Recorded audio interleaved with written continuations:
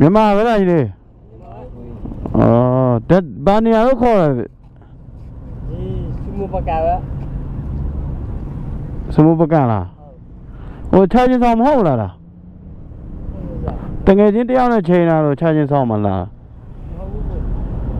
ဟောဒီမှာနေတာမကြသေးဘူးလားအော်တဝဲလားဘိတ်တာနှစ်ယောက်လုံးပဲပဲအော်ဆိုင်ကယ်တွေပါမကြရလားဆိုင်ကကြိုက်တယ်ကြိုက်လားဘာဆိုင်ကယ်တွေကြိုက်တယ်ဆိုင်ကယ်တွေမှာပဲကြည့်လေကြိုက်တော့ဘီအေတွေမပဲကြိုက်တယ်အော်ဘီအေတွေကြိုက်တယ်ဒီကောင်ကြီးမကြိုက်ဘူးပေါ့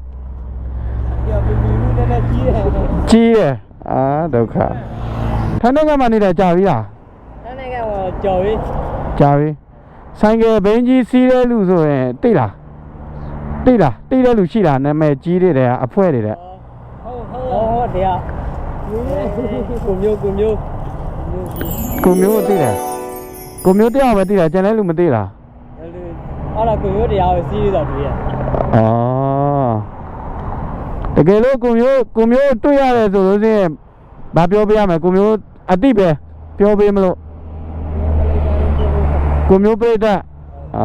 โอเคအားကြတယ်သူစီးတဲ့ဆိုင်ကအားကြတယ်ကိုမျိုးပဲโอเค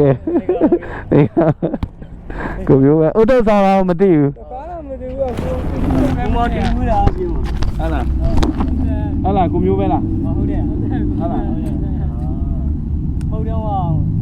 ဒီတော့ဘုံရောဒီဘုံရောသူရေးတယ်နေတာရမြဲတယ်ဟုတ်ပြီလေမမီရောမကြီးရဒီမောင်းကောင်းတွေ့တယ်ဘာလည်းမသိဘူးတွေ့ရဝမ်းတာတယ်ဝမ်းတာတယ်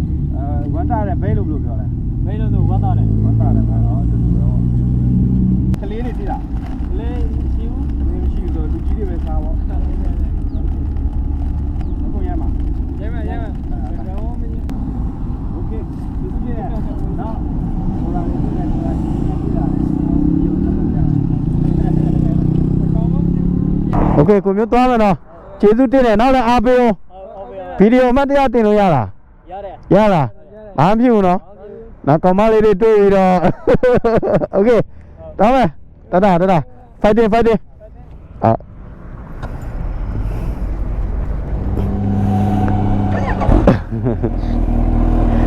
ဆိုင်ကယ်အုတ်ထုတ်ကြီးဆောင်းလာတော့တများမသိဘူးပေါ့နော်